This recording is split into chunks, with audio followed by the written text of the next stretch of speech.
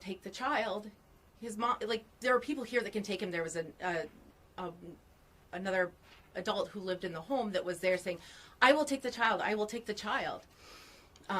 Somebody else was yelling, they saw that I was there and said, school is here, they can take the child, you don't have to take them. And there was ample opportunity to be able to safely hand that child off to adults.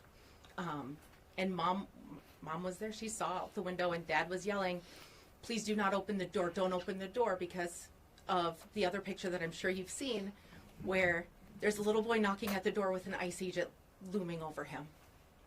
And just the second question is, are you accusing ICE of using children as bait?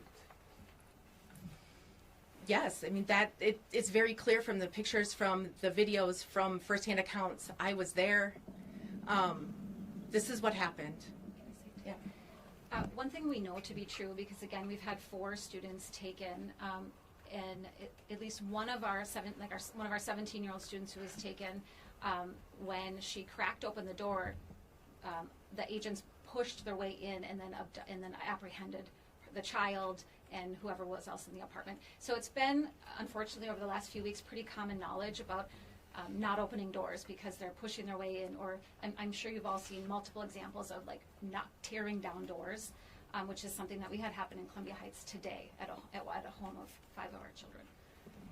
Mr. Mark, just to be clear, have you had any contact with the boy or his father since they were taken into custody? We have not had direct contact. We've had indirect contact. We've been trying to set up calls with the Dilley facility, but it's notorious to get that call time. So we're working on it, and we've had indirect contact. And just to clarify, were you working with this family on their asylum case before this incident, or were you just called in afterwards? I was just called in afterwards. I've been working on this for 36 hours. Mark, can you tell us whether the family, whether the father and son, do you know from the conversations you've had with Senator Smith or other, whether they're being held together or if they've been separated at the facility? I believe that they're being held together because that's the point of the Dilley facility. It's a family holding center. But I can't 100% confirm that. But I believe that they are together. For the superintendent, DHS is pretty forcefully online responding to articles both locally and from international outlets that are taking your words about the situation and calling those journalists, and by extension you, liars about this incident. To the best of your knowledge, do you know if their version of events is accurate in the idea that Dad ran away when ICE was there and Liam was left alone in the driveway? So I haven't seen any of those articles at this point, so I don't have that background. I will say there were when I arrived on scene shortly after Mary was there were several people on scene. So when I exited my vehicle, I immediately said, where's the child, where's the child? That's what I was there to do, is to collect the child and return them safely to school. And so there were people there videotaping or videoing it. I wasn't there. I would perhaps, our local officers in Columbia Heights Public Schools, they all wear body cams. So perhaps the ICE agents could share their body cams or review their body cams, and they can actually show on video what happened. So we have photo, there were bystanders there, we have video. Follow-up question to that. DHS in a statement said that the mom refused to accept custody of the child and that the dad insisted that child go with him. Have you had any communication with the mom to corroborate whether she did say she wanted to keep the child, or if what DHS is saying is true, that she refused to accept custody of the child in this situation? So when we entered the home, it was really to provide support to the mom. She was obviously very distraught, very terrified. It wasn't an interview type situation for her. We were just there to provide support. I've heard that that the father perhaps, I've heard that there's accusations that he perhaps fled. Everything I've heard is that he was handcuffed in the driveway. And what we saw when we arrived on scene was the father's car in the driveway still running. Mm-hmm. So the car wasn't turned off. So. And then just a quick question for Mark. You said that they legally came to the United States, are applying for asylum. What year was that when they came to the U.S.? 2024. Is that the entire family or just Dad and Liam? Well, right now I'm focused on Dad and Liam. A And where question for, originally are they from? I'm sorry? Where are they from? Ecuador. question for each of you, if it's okay. Mary, if I can start with you. Nicole Scango with CBS National News. It sounds like you were saying school is here when you first saw ICE agents taking the father into custody.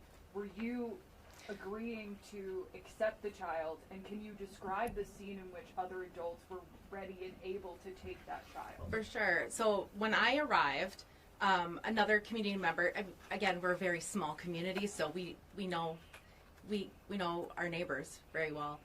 And somebody else saw me and said to the agents, "School is here. The school is here. They can take him." And I said, "Yes, I'm here. I am here. I can help with that."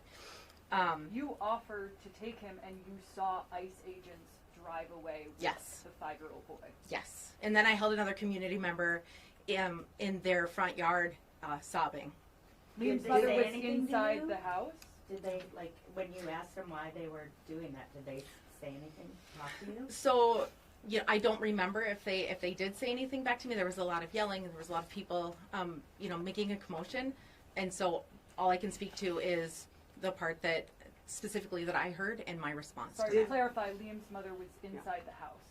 I believe so, yeah. Okay, Did and she question- say she wanted her child? Was she clearly, obviously saying, just leave him with me?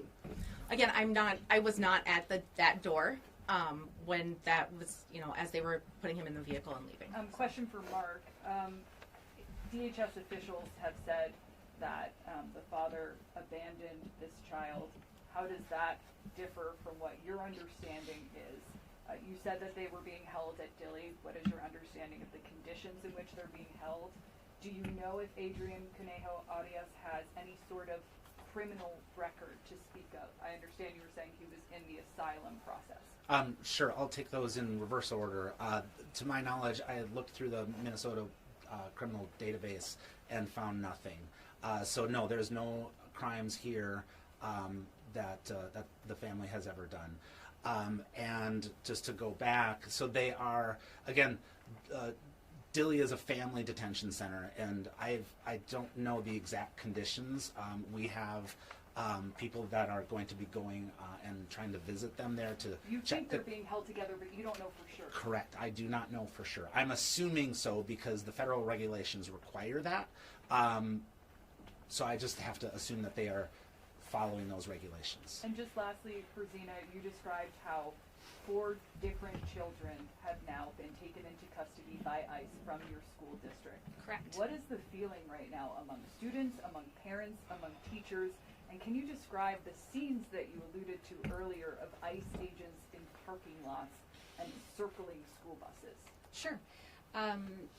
ICE agents came onto our property, our high school property, yesterday afternoon when we were preparing to speak. And obviously we have school district video of that. My understanding is they were on site for about 10 minutes. And what they did is they came into our parking lot and then went into, we have an enclosed loading dock. So you sort of have to go under a portion of the building, which they did, to an enclosed loading dock.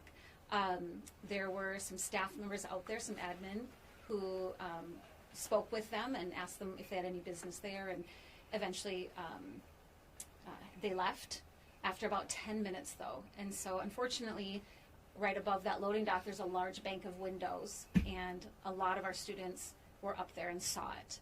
And so I think there's a video. Some student put something on social media. Watched ICE agents Yes, outside their yes, school. because it happened during passing time. So students were in the hallway. Question for Mark. What are the odds that they're able to come home even if they continue to face some sort of legal scrutiny over their asylum case? So we're looking at our legal options to see if we can free them either through some legal mechanism or through moral pressure. So we're hopeful. We have to be hopeful. Mark, is the mother, did she not come out because she was concerned she would be grabbed by ICE, or do you? I would presume that, yes. Mark, I just have a question for you and then the superintendent as well. Do you know if Liam's parents had DOPA forms and who was listed on them, whether it was a family member, a relative, friend? And how as a school district are you set up to handle situations where minors' parents are detained, is that something where you have policies in place where school district representatives can take custody of the child? Are you legally able to do that if you're not listed on the DOPA form? I don't know yet if they do, because again, I've only been working on this for about 36 hours and we've had more pressing issues, so that's the next level of our communication with the family for that. Do they have other children? I'm going to finish that question. Our school district started working on this a year ago, actually, and there are community law firms that came in pro bono and provided know your rights trainings to our families and provided those DOPA forms to our families. So those are available out there for people to take. Generally, they're not listing school district staff as the recipient. There's generally someone else. I have gotten some inquiries about would that be okay. And so, of course, we have to follow school district policy and state law and all of that. And but I think the comment about would we take Liam into our custody, we wouldn't take him into our custody at the scene, but we could take him back to school and care. And that's, you know, that has been typical of, you know, anytime after school when a parent is late to come picking their child up or something like that. You know, we can hold on to the child until we find, because of course we have the emergency contact list. We would know who to contact if a parent isn't available. Just for clarity, you have said that you believe that ICE is using children as bait. How so, and in what way are you saying that they were trying to use the child to get the mother to come out to take her into custody? And have you seen any other situations where they've used, you know, allegedly used children as bait?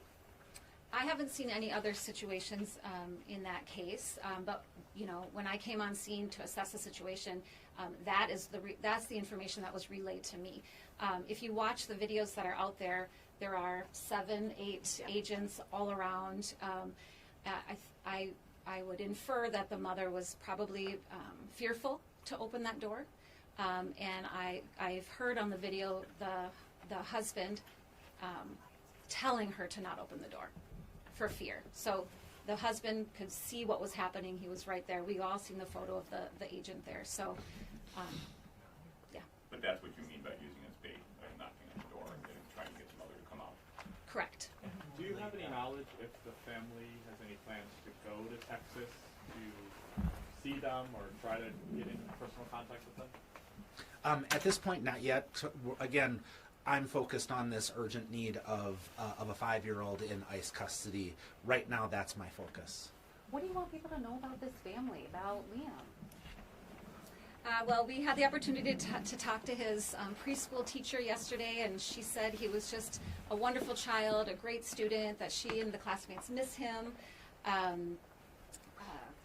My quick, assessment of the family, when I walked in to the house, immediately to the left, there was a huge teddy bear and, lots of things available for children to play with, things that you would expect to see.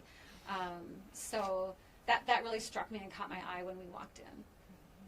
Can you tell us anything about the other 3 students who were apprehended? So I'm not releasing names. I don't have permission to release names. One was a 10-year-old child who was apprehended with her mother on their way to elementary school. She had been with us since she was in kindergarten and is now in 4th grade. So just imagine, think back to your kindergarten teacher, right? Kindergarten teachers love their children forever and ever. And so all of the teachers in that school were shattered. It was a very difficult day. And then it happened again and again and again. So the other 2, I mentioned the 17-year-old in the apartment, and then on the same day that Liam was taken, that morning a 17-year-old boy was taken from his car on his way to school. The kids just want to come to school. They want to be in school. We want them in school. They want to be in person learning. They thrive. They're happy in school. So like Mary said, it's a really nice community, tight-knit community. Yeah. Can you say more about that incident you were mentioning, busting down the door with 5 students? I don't have a lot of information. It happened today. And I can verify it because one of my principals went to the address to check on the family, that the door was broken down. I believe I believe it might be a multi-family unit. And so when I looked up the address, I have 5 students currently residing at that address. The other 4 students detained, do you know what their status is, where they are, if they're still in custody, if they? The other 3 students detained. I know that the 10-year-old was taken to Texas as well. I don't know which facility. And the 17-year-olds, I don't know. Mark, can you speak to the asylum request by this father and son? What were they fleeing in Ecuador? What were the circumstances based on your understanding? That I'm not willing to talk about because asylum claims are confidential. Do we know if Liam's mom is a U.S. citizen? I'm not sure I'm ready to talk about that either. Right now, I'm focused on getting Liam out of ICE custody. But thanks for the question. You speak to the fact that they're in Texas right now. How challenging does that make this for you versus if they were detained somewhere closer? And you alluded to this earlier, but why do you think ICE officials moved so quickly to transfer them to Texas? I just saw a report that just in Minnesota in the past few weeks, immigration lawyers have filed over 300 habeas petitions in the state of Minnesota. And with a habeas petition, you have to file it in the jurisdiction where the detained person is. And it makes it a lot harder for lawyers to file habeas petitions in Texas when we're up here in Minnesota. And so that's presumably the strategy for moving them that quickly. When I'm dealing with the courts, I can work with the courts from a distance. But when I need to communicate with my clients to talk them through the process, that's where it gets difficult. So if they live in Texas, that's fine. I can communicate them by phone, Zoom, email. But when they're detained, I'm at the whim of the detention facility's controls about when and how long I can talk with them. Have you already filed a habeas petition? No. Or do you plan to? That's part of our legal strategy. We're working on the best solution for them. Superintendent, Can you talk about some of the kids? Can you talk about some of the kids? Like, what are they asking the teachers? Are they noticing their classmates' absence? What are they asking you guys? So we are trying to provide a normal school day as best as we can for children. It is challenging. There are children who are absent. The other week, I had to direct staff to hold indoor recess instead of letting children out because there was ICE activity, and of course now there have been gunshots in the state of Minnesota when there's ICE activity, and so if it's happening near our playgrounds, I will bring them in so that there's no risk for our children. So I went over to that school and talked with some of the kids, and I did have a child who's maybe 4th or 5th grade say, "Are we having inside recess because of ICE?" And so even our youngest children are aware of what is happening all too well. I mean, they see it, we see it far too often on a daily basis in our community. Well, Superintendent, I know that we've talked about the Vice President's comments here, but while he qualified it by saying he knows that it's always a difficult situation when a child is involved and mom or dad are both, in his view, need to be arrested by law enforcement. He acknowledged that's tough, but he also effectively said that he didn't have a problem with how this went down once he did research into this specific issue. What would your response to him be if he's listening to you tonight? We've had 4 children taken from my school district, and that's far too many. That's 4 too many, right? We would